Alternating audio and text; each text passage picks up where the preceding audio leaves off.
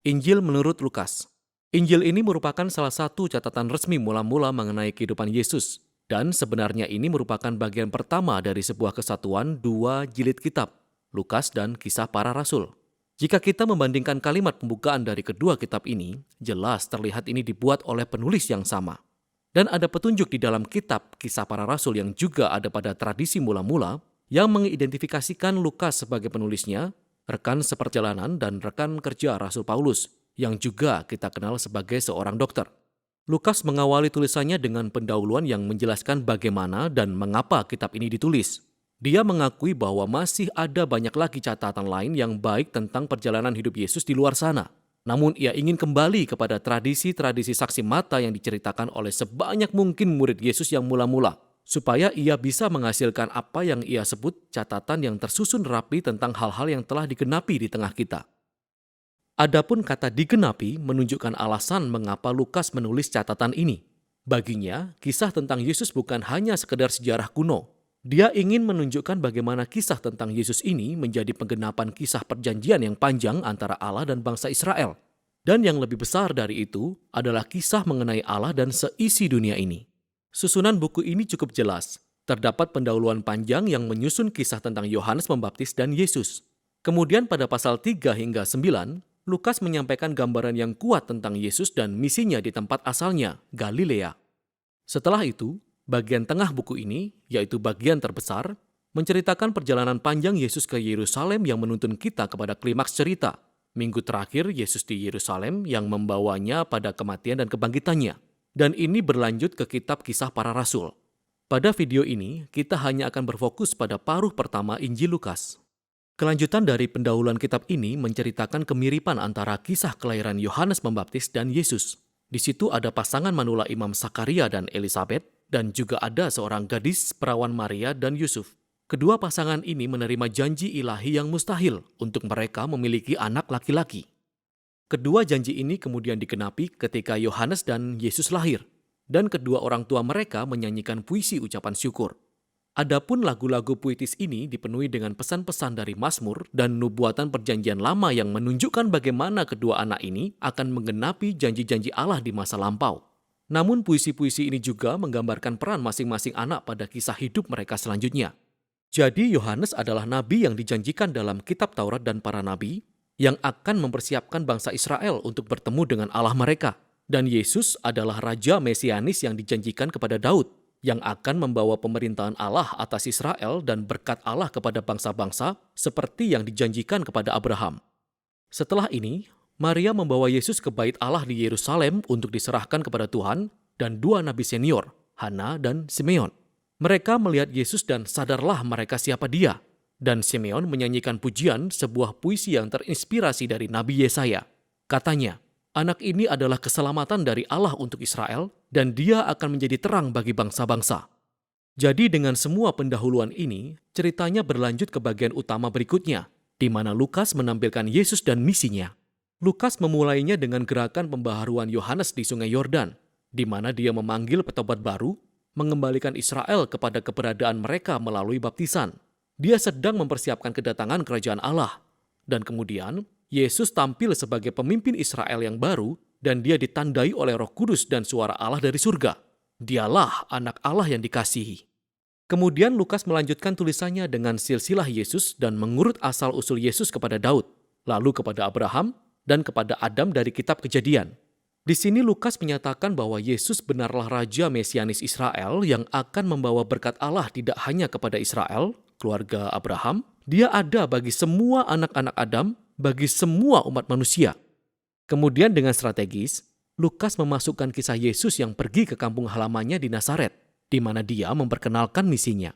Pada pertemuan di rumah ibadat, Yesus berdiri dan membaca gulungan kitab Nabi Yesaya. Katanya, Roh Tuhan ada padaku, untuk menyampaikan kabar baik kepada orang-orang miskin, dan membebaskan para tawanan, penglihatan bagi orang-orang buta, dan membebaskan orang-orang yang tertindas. Sama seperti di kitab Injil yang lain, Yesus dinyatakan di sini, bahwa dialah Raja Mesianis yang membawa kabar baik kerajaan Allah.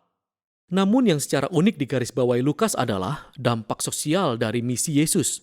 Jadi dia membawa kebebasan, kata Yunaninya adalah apesis. Secara harafiah berarti melepaskan. Dan ini merujuk kepada tradisi tahun Yobel yang dilakukan orang Yahudi kuno, seperti yang dijelaskan dalam Imamat 25.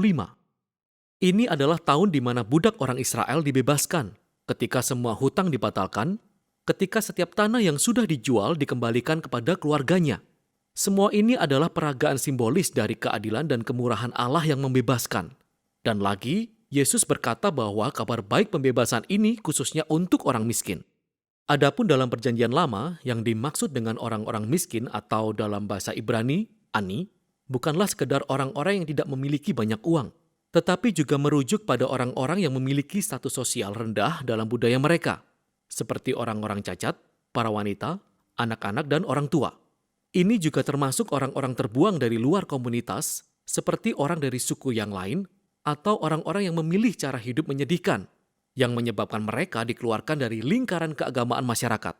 Dan Yesus berkata bahwa kerajaan Allah secara khusus hadir untuk orang-orang seperti ini. Jadi setelah ini, Lukas segera menyajikan di depan kita sekumpulan besar cerita yang menunjukkan seperti apakah kabar baik dari Yesus bagi orang miskin itu. Ini meliputi menyembuhkan wanita yang terbaring sakit, atau seorang laki-laki kusta, atau orang lumpuh.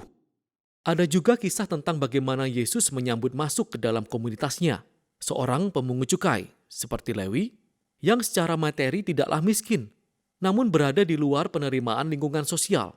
Ada juga kisah tentang Yesus mengampuni wanita pelacur. Lukas sedang menunjukkan bagaimana kerajaan Yesus membawa pemulihan dan membalikkan keadaan hidup setiap orang.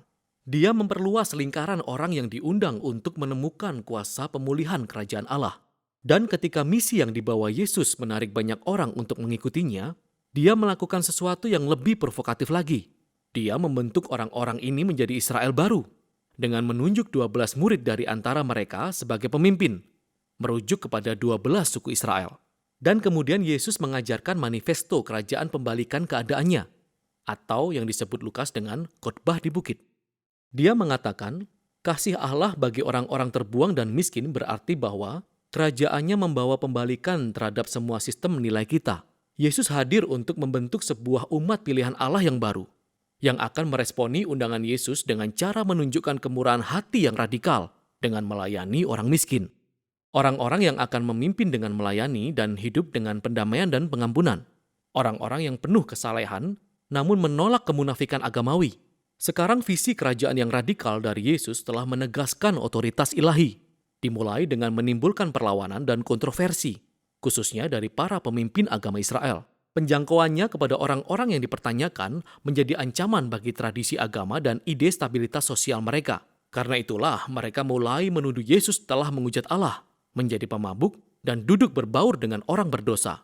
Dan bagian ini pun mencapai puncaknya dalam sebuah penyataan baru ketika Yesus menyikapkan misinya kepada para murid. Dia berkata, benar, dia adalah Raja Mesianis, dan dia akan menyatakan pemerintahannya atas Israel dengan mati di Yerusalem, dengan menderita sebagai raja yang menjadi hamba, seperti yang tertulis dalam Yesaya 53, yang mati bagi dosa-dosa Israel. Ide mengejutkan ini kemudian dijabarkan lebih mendalam dalam kisah selanjutnya, ketika Yesus pergi ke atas gunung dengan 3 muridnya, dan tiba-tiba dia berubah di depan mereka, diselimuti dengan awan kemuliaan Allah yang menyatakan, inilah anakku yang kupilih. Kemudian Musa dan Elia ada di sana, 2 nabi lainnya yang pernah mendengar suara Tuhan di atas gunung. Dan Lukas memberitahukan kita bahwa mereka sedang berbicara tentang kepergian Yesus yang akan digenapinya di Yerusalem. Adapun dalam bahasa Yunani, kata Exodus artinya kepergian, dengan jelas merujuk kepada kisah Keluaran. Di sini Lukas sedang menggambarkan Yesus sebagai Musa yang baru, yang akan memimpin umat Israel yang baru dibentuk itu kepada kebebasan dan melepaskan mereka dari tirani dosa dan kejahatan dalam segala bentuknya, pribadi, rohani, dan sosial. Dan ini akan menuntun kita pada paruh kedua dari kitab ini. Namun untuk sekarang, inilah paruh pertama Injil menurut kitab Lukas.